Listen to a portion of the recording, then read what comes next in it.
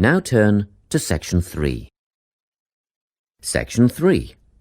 You will hear a conversation between a tutor and two students who are preparing for an English literature test.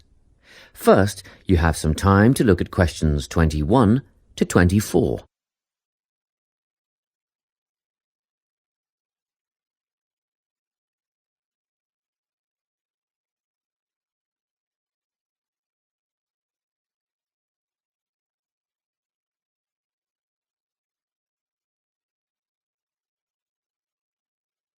Listen carefully and answer questions 21 to 24.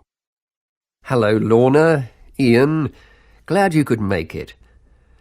You're the only two who put your names down for this literature tutorial, so let's get started, shall we? I want to run over some aspects of the novel The Secret Garden with you before the test next week. Be sure to take some notes and ask questions if you need to. Hey, Lorna, have you got a spare pen? Sure, here you are. OK, so the story follows two key characters. You should refer to them as protagonists, who go by the names of Mary Lennox and Colin Craven. The story is set shortly after the turn of the 20th century, and the narrative tracks the development of the protagonists as they learn to overcome their own personal troubles together. That's quite a common storyline, isn't it? Yes, you're right, Lorna. So what can you tell me about the character of Mary? Well, in the beginning, she is an angry, rude child who is orphaned after a cholera outbreak and forced to leave India and move to the United Kingdom to her uncle's house in Yorkshire. That's right. And there she meets Colin, who spends his days in an isolated room, believing himself to be permanently crippled, with no hope of ever gaining the ability to walk. The two strike up a friendship, and gradually learn, by encouraging each other, that they can both become healthy, happy and fulfilled in life. Will we need to remember a lot of these details for the exam? Just the basic outline. Examiners don't want to read a plot summary. They know what the book is about. Focus on narrative techniques instead, such as point of view. What's that mean? It's all about how we see the story. This story, for example, is written from the perspective of what is called an omniscient narrator. Omniscient means all-knowing. So, as readers, we get to see how all the characters feel about things, what they like and don't like, and what their motivations are in the story. Before you hear the rest of the conversation, you have some time to look at questions 25 to 30.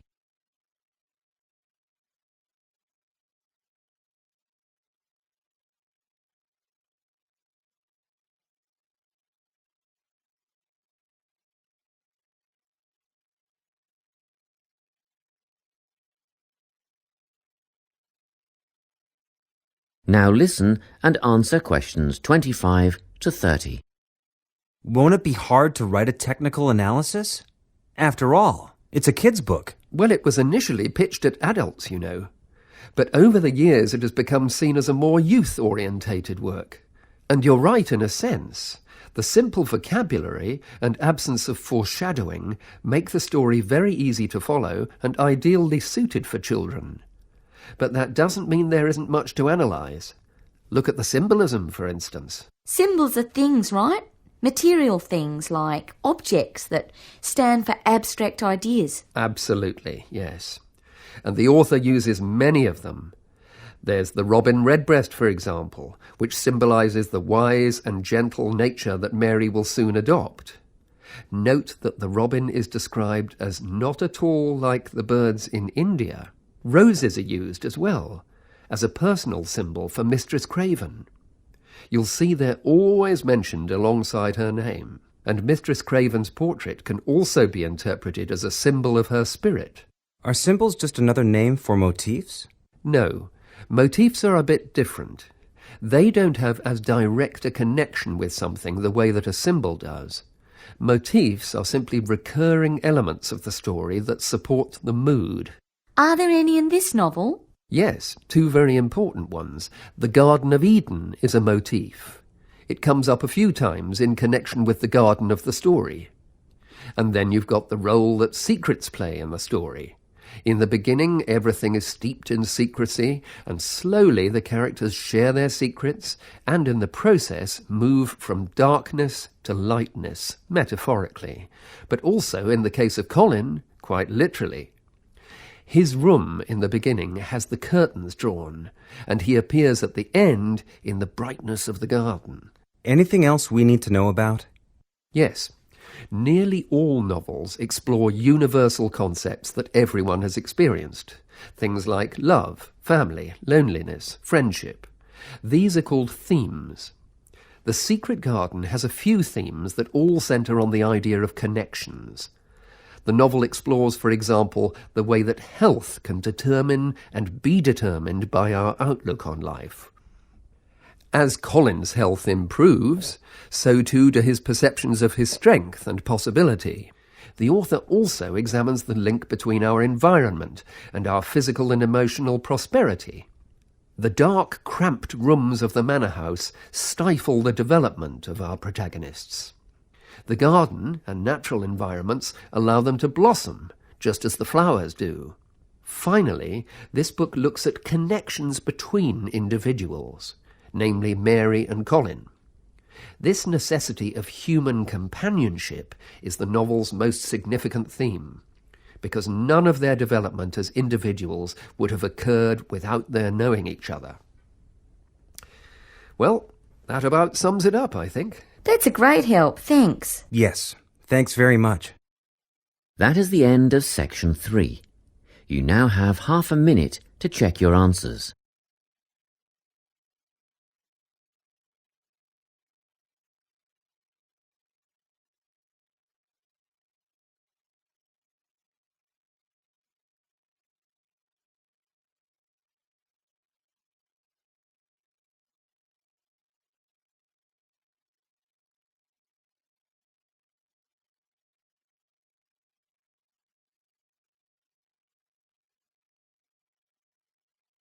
Now turn to section 4.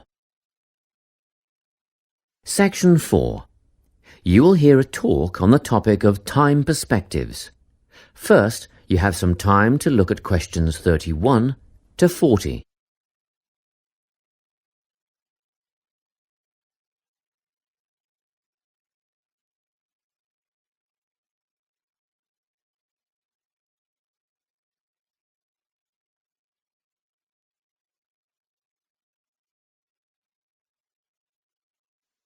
Listen carefully and answer questions 31 to 40.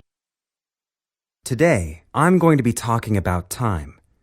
Specifically, I'll be looking at how people think about time and how these time perspectives structure our lives. According to social psychologists, there are 6 ways of thinking about time, which are called personal time zones. The first 2 are based in the past.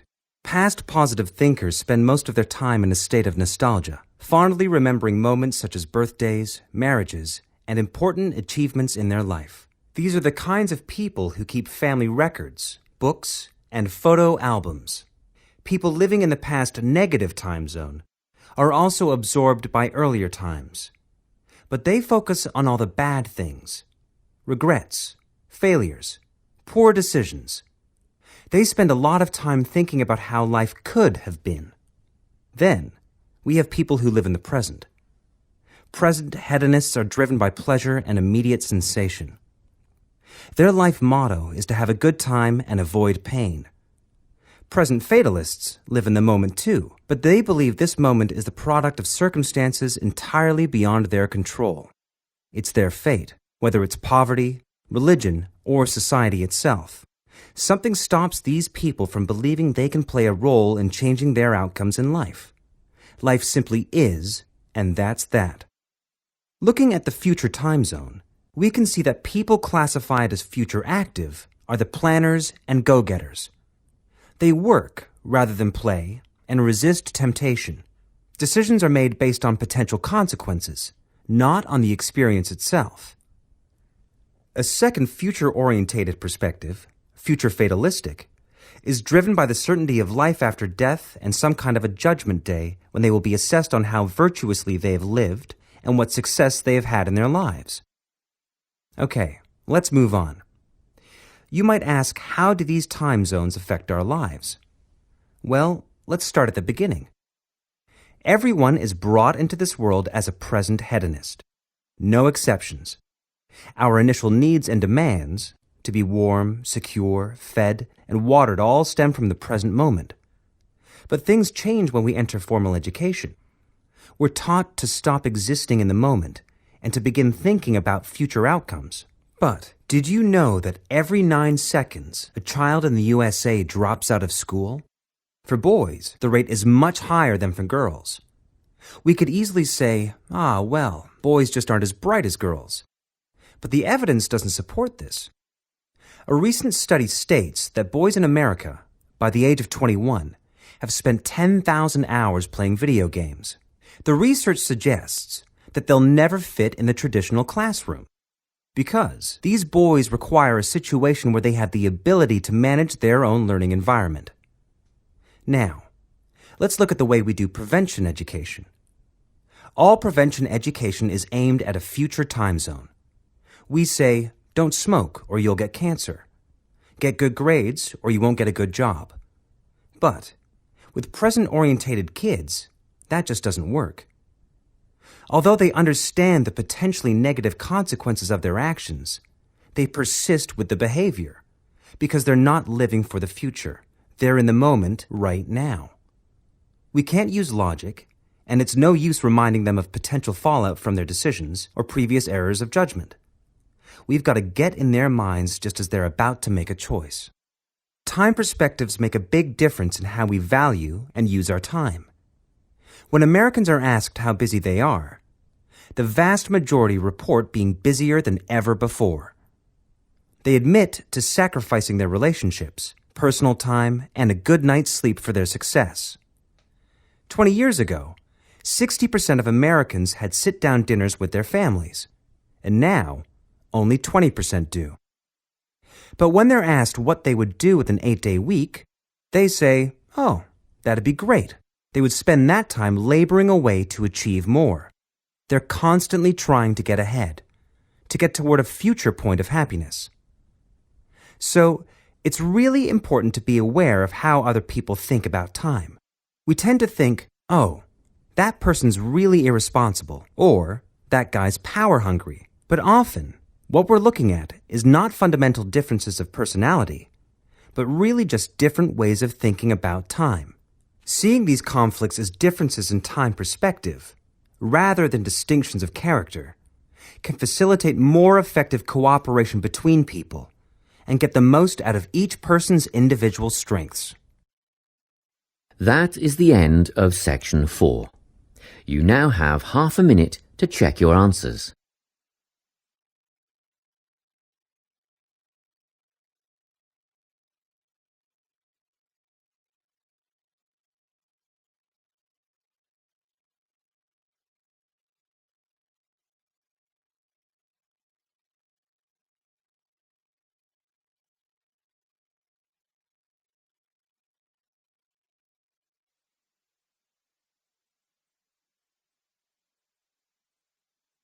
That is the end of the listening test.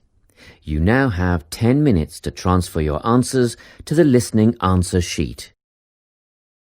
Now that you've completed the practice test, download the answers attached to see how well you have done. To calculate your band score for the listening test, please look at the table below. If you answer correctly 30 out of 40 of the questions, you will have a band score of 7. Remember, the key to getting a high mark in the listening test is understanding the layout of the exam and practice. It is about knowing that there are 4 sections in the test, that the test lasts 30 minutes, and that you will only hear the tape played once, which is extremely important to remember. The second key to getting a high mark in the listening test is practice. Practice as many listening IELTS exams as you can. Practice each test over and over. The more you practice, the better you will become. This is how you will increase your band score in your listening test.